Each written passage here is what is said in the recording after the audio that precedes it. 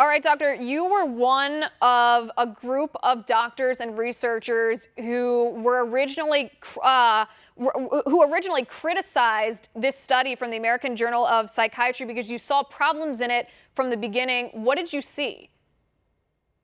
Yes, and by the way, your introduction was spot on. That's Thank you. exactly the situation as we see it too.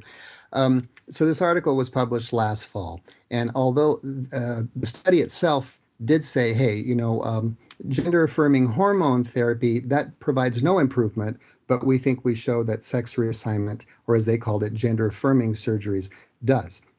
And you read through this thing, and there were problems all over the place. So I led one team that wrote in a critical letter, but there were 6 of them that were published last weekend, which calls us to question, why did that take 10 months to do? And the editors of AJP explained why. They were concerned enough that they actually hired outside consultants to kind of rehash this data and statistics. What they found, they passed on to the study authors. Things got reanalyzed, and as you said, they came away saying, well, it would appear that gender-affirming surgery does not avail help with this.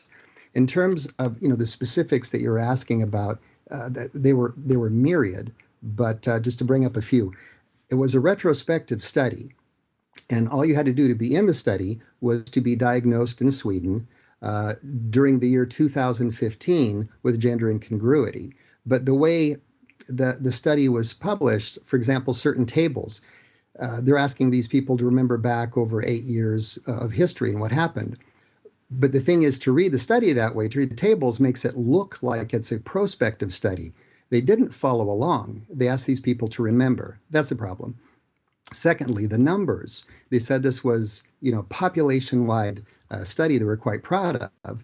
And the numbers were just over 2,600 for their total population in Sweden that over that time period were diagnosed as gender incongruent.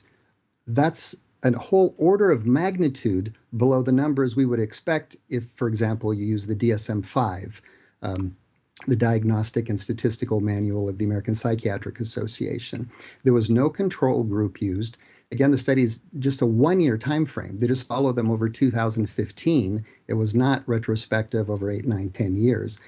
And they only had 3 endpoints they looked at, namely prescription or healthcare visits for mood and anxiety disorders and post-suicide attempt hospitalizations.